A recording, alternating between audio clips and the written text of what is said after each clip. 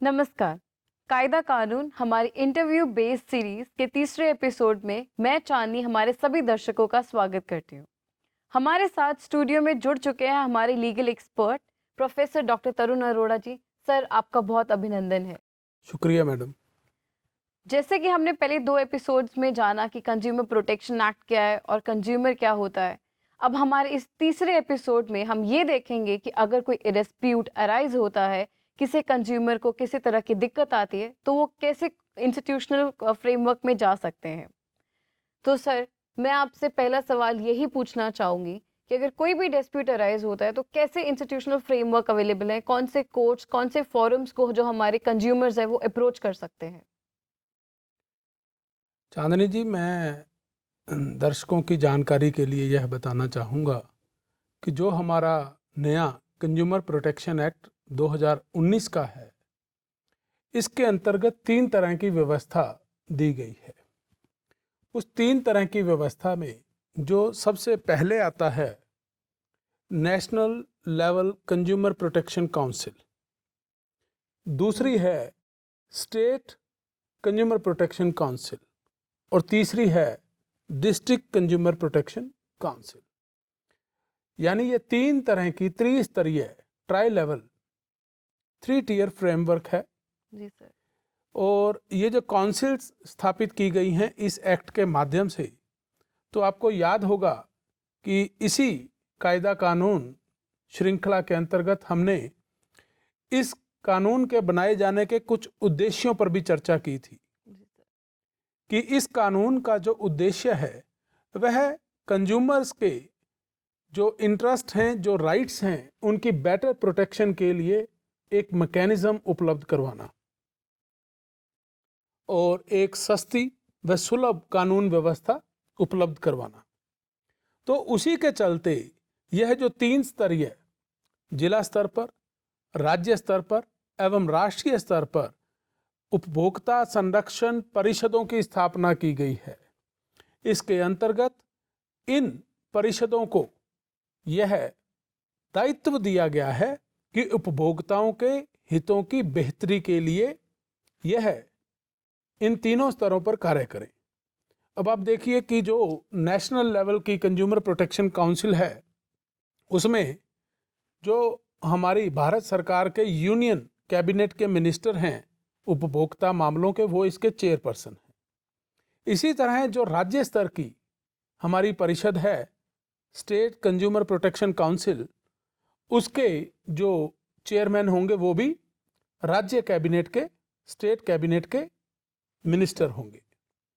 परंतु जो जिला स्तर है, जिला स्तर पर अब आपने देखा होगा कई राज्यों में डिप्टी कलेक्टर जिले का जो सबसे बड़ा अधिकारी होता है और कई राज्यों में डिप्टी कमिश्नर बोला जाता है जिले के जो सर्वोच्च अधिकारी हैं। तो जो जिला स्तर है उस पर जिला स्तर का जो मजिस्ट्रेट का कार्य देखते हैं, जिला अधिकारी जिसको हम बोलेंगे, डिप्टी कलेक्टर या डिस्ट्रिक्ट मजिस्ट्रेट, जो डिप्टी कमिश्नर हैं, वो इस परिषद का जो प्रधानगी करेंगे, इसके अध्यक्ष होंगे। इसके अलावा जो यह 2019 का कानून है, अगर इसकी हम तुलना कंज्यूमर प्रोटेक्शन एक्ट 1986 से करें तो इस 2019 के कानून के अंतर्गत एक नई संस्था का जो है प्रोविज़न किया गया है, एक नई संस्था की स्थापना की गई है जिसको हम जानते हैं केंद्रीय उपभोक्ता संरक्षण प्राधिकरण, सेंट्रल कंज्यूमर प्रोटेक्शन अथॉरिटी। इस अथॉरिटी के अंतर्गत अलग अलग पदों का सृजन किया गया है। उसमें महानिदेशक यानी director general and then director, then additional director, then deputy director, then assistant director, इन पदों की स्थापना की गई है। अब इन सब जो ऑफिसर्स हैं हमारे, इनका कार्य क्या है? उपभोक्ताओं के संरक्षण के लिए कार्य करना। जो उपभोक्ता परिषद के द्वारा बनाए गए लक्ष्य हैं उन लक्ष्यों का अनुपालन करना, उन लक्ष्यों की प्राप्ति में सदैव तत्पर रहना। और इसके अतिरिक्त यदि जो यह हमारा नेशनल कंज्यूमर प्रोटेक्शन अथॉरिटी है, अगर इनको कहीं ऐसा लगता है कि किसी बड़ी कंपनी जब बड़े मैन्युफैक्चरर के द्वारा मैन्युफैक्चर किए गए प्रोडक्ट्स में कोई डिफेक्ट है या किसी बड़ी कंपनी के द्वारा प्रोवाइड करवाई जाने वाली सेवाओं में कोई डेफिशिएंसी है, तो ऐसी दशा में ये सुओ मोटो यानी स्वतः ही उसका संज्ञान लेते हुए ये अन्वेषण शुरू कर सकती है, जांच भी बिठा सकती है। कहने का तात्पर्य है कि ये इन्वेस्टिगेशन भी कर सकती है, इंक्वायरी भी बिठा सकती है। और इस एक्ट के तहत ये व्यवस्था की गई है कि संबंधित जिलाधिकारी को अगर इस इन्वेस्टिगेशन में शामिल किए जाने की जरूरत है कि आप जांच कर कर यह रिपोर्ट भेजें, तो वह जिला अधिकारी बाध्य है जो इस अथॉरिटी के डिसीजन को, इस अथॉरिटी की हिदायत को मानने के लिए। तो और जो मेरे को बहुत अच्छा एक प्रावधान लगा इस नए एक्ट में कि इस अथॉरिटी को यहाँ तक शक्तियाँ दी गई हैं कि अगर किसी कंपनी को या किसी मैन्युफैक्चरर को या किसी एजेंसी को जो कि कंज्यूमर्स को कुछ तरह की सेवाएं दे रही थी, उन सेवाओं में अगर कोई कमी पाई जाती है, आपत्ति पाई जाती है या शिकायत दर्ज करवाई जाती है, तो जरूरी नहीं कि जो हमारे देश का कंज्यूमर है वो जो कंज्यूमर डिस्प्यूट्स रिड्रेसल, पहले फोरम के नाम से जाना जाता था, district consumer disputes redressal forum, अब वो जाना जाता है district consumer disputes redressal commission. तो डिस्ट्रिक्ट लेवल पर भी उसको फोरम से हटाकर अब कमीशन का नाम दे दिया गया है, number 1। Number 2, state consumer dispute redressal commission था, कमीशन ही है। इसी तरह नेशनल वाला भी कमीशन था, कमीशन ही है। तो मैं ये कह रहा था कि अगर किसी कंज्यूमर को किसी मैन्युफैक्चरर के अगेंस्ट या वेंडर के अगेंस्ट या सर्विस प्रोवाइडर के अगेंस्ट किसी तरह की कोई कंप्लेंट करनी है, तो जरूरी नहीं कि वह इन कमीशंस में जाकर इनकी न्यायिक प्रक्रिया का ही सहारा ले, बल्कि उससे पहले उसको हर कंज्यूमर को एक विकल्प दे दिया गया है कि यदि वह चाहें तो बिना उस अदालती कार्यवाही में, जो कमीशन की कार्यवाही है, क्योंकि वो थोड़ी सी लंबी होती है और हालांकि अगर वो सिविल कोर्ट्स की तुलना में देखा जाए तो उतनी लंबी नहीं होती है, क्योंकि इस एक्ट में एक निश्चित अवधि दी गई है, स्पेसिफिक पीरियड दिया गया है, उसके भीतर ये जो हमारे डिस्ट्रिक्ट लेवल की, स्टेट लेवल की और नेशनल लेवल की जो हमारे जुडिशियल कमीशन हैं, डिस्प्यूट्स रिड्रेसल कमीशन है, इन्होंने उस स्पेसिफिक पीरियड में उसको डिसाइड करना है कंप्लेंट को। जी सर। तो अब इस 2019 के अधिनियम के माध्यम से उपभोक्ताओं को, कंज्यूमर्स को एक विकल्प दिया गया है कि वे अगर उन कमीशंस में जाने की बजाय अगर पहले एक बार वो अपनी शिकायत दर्ज करवाना चाहते हैं तो वो सेंट्रल कंज्यूमर प्रोटेक्शन अथॉरिटी के समक्ष जाकर अपनी कंप्लेंट दायर कर सकते हैं। और सेंट्रल कंज्यूमर प्रोटेक्शन अथॉरिटी को भी काफ़ी वृहद स्तर पर वाइड जो रेंजिंग पावर्स हैं वो इस मामले में दी गई हैं। तो अब आपके प्रश्न का उम्मीद है कि उत्तर मिल गया होगा। 3 तरह की एजेंसियां, जो पहले district consumer dispute redressal commission था, फोरम था, अब वो कमीशन बन गया है, यानी वो जुडिशियल पावर्स को यूज करता था। दूसरा state consumer dispute redressal commission, तीसरा national consumer dispute redressal commission. उनके अलावा दूसरी जो एजेंसी है वो सेंट्रल कंज्यूमर प्रोटेक्शन अथॉरिटी। जी सर। और उससे पहले जो सेक्शन 6, 7, 8 के अंतर्गत 3 तरह की परिषद, 3 त्रिस्तरीय परिषद जो पूरे देश में तीनों स्तरों पर, जिला स्तर पर, राज्य स्तर पर एवं राष्ट्रीय स्तर पर इस क्षेत्र में कार्य करेंगी। तो 3 तरह की व्यवस्था इस एक्ट के अंतर्गत संस्थागत ढांचे की गई है। जी सर। तो जैसे कि आपने बताया, आपने हमसे सुओ मोटो कॉग्निजेंस के बारे में बात की, तो कभी कभी क्या होता है, हमारा जो कंज्यूमर होता है उसको, आजकल ऑनलाइन एरा है, जितनी भी शॉपिंग होती है, कुछ भी सर्विसेज है, हम एक क्लिक ऑफ द माउस पे ऑनलाइन उसको ऑर्डर कर सकते हैं, परचेज कर सकते हैं। कभी कभी मिसलीडिंग एडवर्टाइजमेंट्स होती हैं या कुछ फॉल्स प्रोपेगेंडास भी होते हैं। तो अगर कुछ ऐसा हो कि कुछ कंज्यूमर है, वो एक प्रोडक्ट को बाय करता है उसके एडवर्टाइजमेंट के बेसिस पे, बाद में उनको जब वो प्रोडक्ट डिलीवर होता है वो उसे चीटेड फील करते हैं, वो सर्विसेज डिलीवर नहीं हो पाती है, तो इसके लिए वो कंज्यूमर खुद से कंप्लेन करेगा या ये यू वांट टू कॉग्निजेंस में कवर हो सकता है? देखिए, इसमें दोनों ही बातें हैं। जी सर। और जो आपका प्रश्न है उसमें ही उत्तर अगर मैं हाँ में बोलूं तो वो गलत नहीं होगा। जब बात आती है कि आपने बोला कि मिसलीडिंग एडवर्टाइजमेंट, हमारे कंज्यूमर प्रोटेक्शन एक्ट में, चाहे वह पहले वाला है चाहे अब वाला, एक टर्म यूज होती है अनफेयर ट्रेड प्रैक्टिसेस, जी सर। यानी कि अनुचित व्यापार व्यवहार।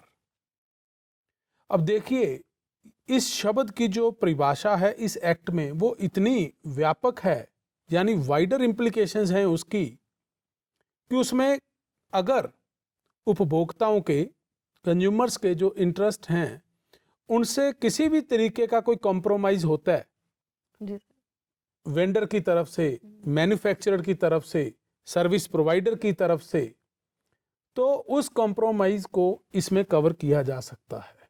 जी सर। यानी यह हमें यह समझना होगा कि अगर किसी भी तरह की कोई एडवर्टाइजमेंट मिसलीडिंग है, या जो इमेज आपको दिखाई गई कैटलॉग में, या अगर ऑनलाइन परचेजिंग है तो उसमें जो वेबसाइट है उसमें जो आपको इमेज दिखाई जा रही है उस वस्तु की, वह इमेज वास्तव में नहीं है, जी सर। तो ऐसी दशा में वह अनुचित व्यापार व्यवहार के अंतर्गत एक प्रतिषिद्ध कार्य है और वो कवर होगा। और उसके लिए कंज्यूमर प्रोटेक्शन एक्ट का जो क्षेत्र है वो काफ़ी व्यापक है, काफ़ी वाइड है, और निश्चित तौर पर उपभोक्ताओं के हितों के संरक्षण के लिए उसके अंतर्गत उपचार यानी लीगल रेमेडीज उपलब्ध करवाई गई हैं। जी सर, बिल्कुल सर। तो इसी के साथ अगर मैं अपने अगले प्रश्न की तरफ बढ़ूं, तो आप हमें ये बताइए कि जो पेक्यूनरी जुरिस्डिक्शन की हम बात करते हैं कि कितनी अमाउंट तक हम कौन से फॉरम पे जाके अपनी कंप्लेन को दर्ज करा सकते हैं, तो ये कैसे डिवाइडेड है? जब पेक्यूनरी जुरिस्डिक्शन, जिसको हम आर्थिक क्षेत्राधिकार भी कह देते हैं, जी सर। जिसमें उस जो कंप्लेंट की जो उसकी फाइनेंशियल इवैल्यूएशन की जाती है उसके आधार पर इसको फाइनल किया जाता है। जी। तो ये जो 2019 का एक्ट है, आपको मैं ये ध्यान में लाना चाहूँगा कि जो district consumer dispute redressal commission है, यह 1 करोड़ रुपए तक की लागत के, यानी 1 करोड़ रुपए तक की मूल्य वाले मुकदमे से भाव शिकायत जी सर। जिला स्तर पर ही निपटा दी जाएंगी। जी सर। अब 1986 वाले कानून के अंतर्गत, हालांकि उसमें 2 बार अमेंडमेंट किया गया है, इससे पूर्व यह 20 लाख था।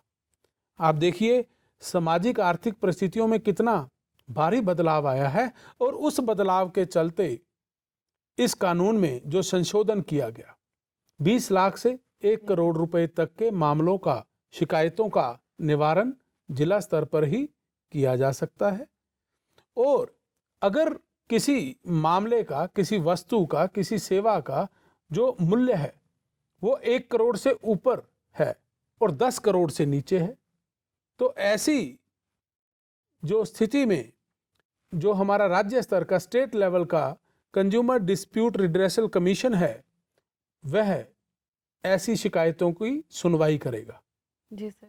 और अगर 10 करोड़ रुपए से ऊपर का मुकदमा है, ऊपर की शिकायत है, तो ऐसी शिकायतों का जो निवारण है, सुनवाई है, विचारण है, और उन पर जो फैसला है वो national consumer dispute redressal commission द्वारा, जो हमारा नेशनल कमीशन, अगर हम कंफर्टेबली बोले तो नेशनल कमीशन के द्वारा ऐसे मामलों की सुनवाई की जाएगी। जी सर। सर, इस पे मेरे 2 प्रश्न पैदा होते हैं।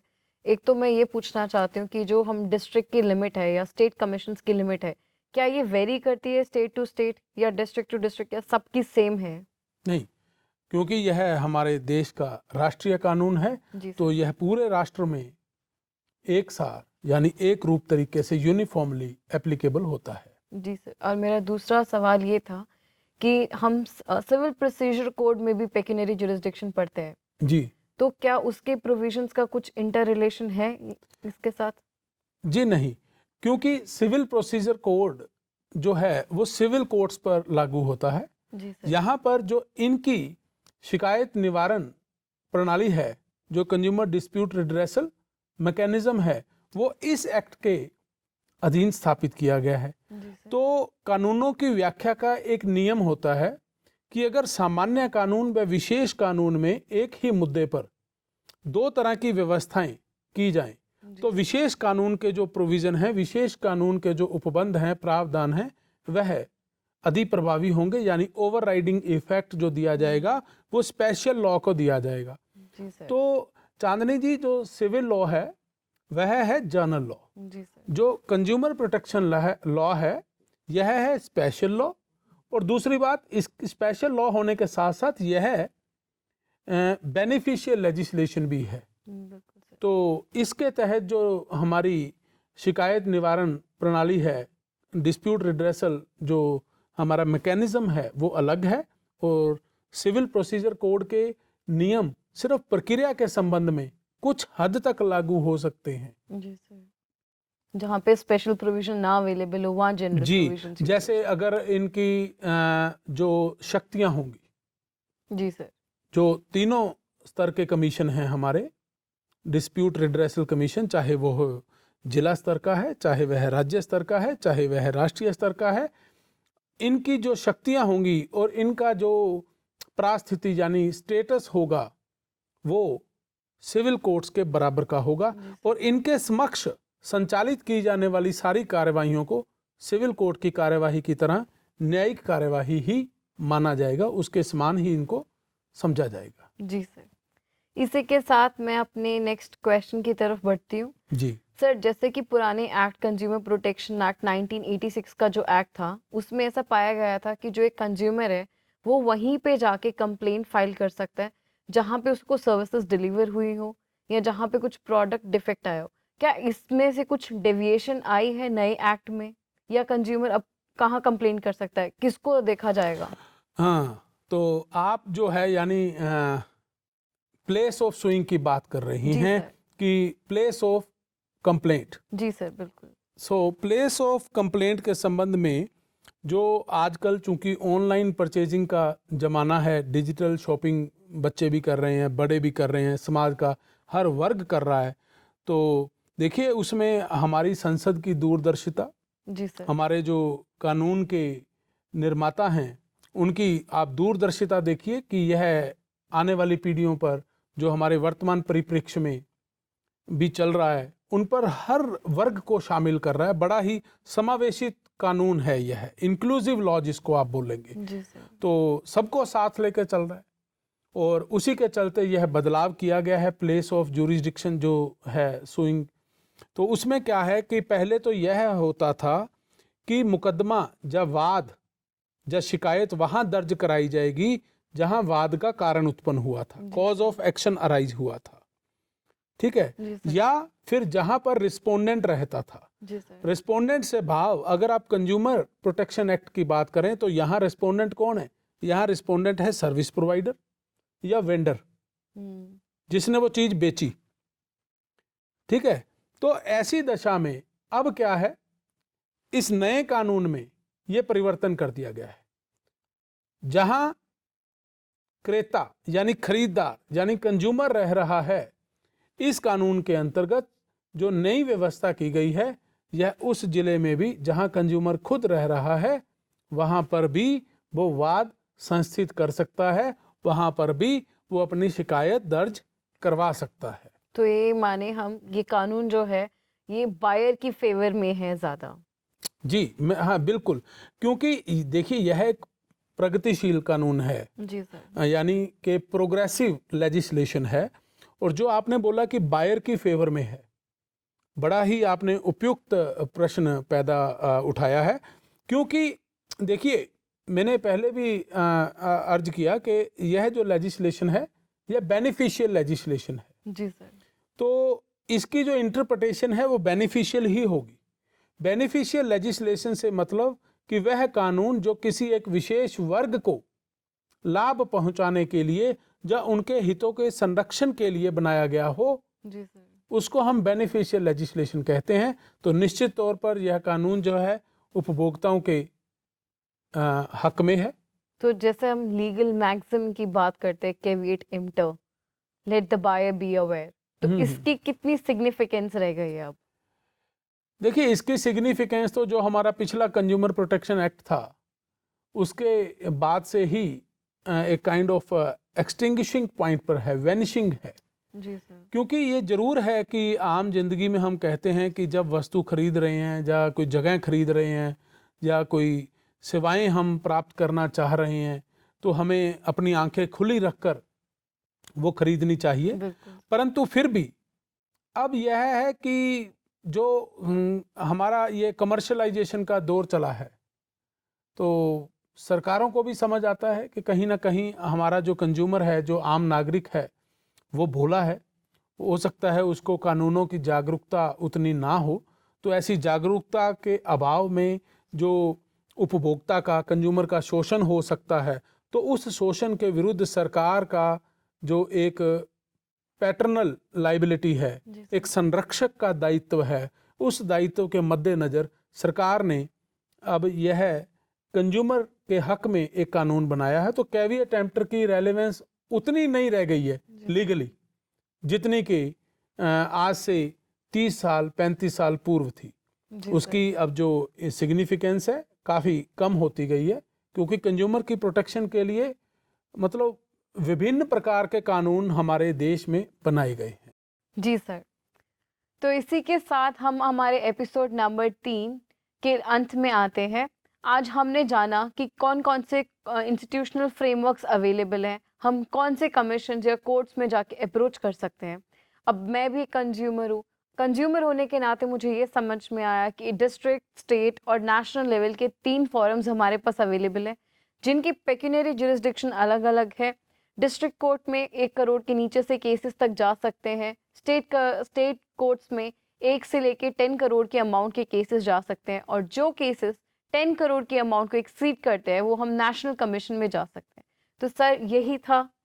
जी बिल्कुल, आपने दुरुस्त फरमाया। और इसके अलावा ये आपने जो मूल क्षेत्राधिकार की यानी ओरिजिनल जुरिस्डिक्शन की बात करी, हालांकि स्टेट कमीशन और नेशनल कमीशन के पास कहीं ना कहीं अपीलेट जुरिस्डिक्शन भी होता है, रिव्यू जुरिस्डिक्शन भी होता है। वो अगर कोई फैसला उन्होंने दे दिया है और आदेश दे दिया है, जिसको हम इस एक्ट के तहत जो वर्ड यूज़ करते हैं वो ऑर्डर यूज़ करते हैं, और अगर उनको ऐसा लगता है, स्वतः ही ऐसा लगता है कि वो ऑर्डर देते समय किसी बड़े महत्वपूर्ण तथ्य को इग्नोर कर दिया गया है, तो वो खुद भी उस फाइल को दोबारा खोल सकते हैं, उसके गो थ्रू हो सकते हैं और उस ऑर्डर को रिव्यू कर सकते हैं। सो इसके अलावा जो अपीलेट जुरिस्डिक्शन है वो तो है ही है कि जिला स्तर के जो हैं उनके जो विरुद्ध अपील जाएगी वो राज्य स्तर पर, राज्य स्तर के विरुद्ध जो अपील जाएगी वो राष्ट्रीय स्तर का जो हमारा आयोग है उसमें जाएगी।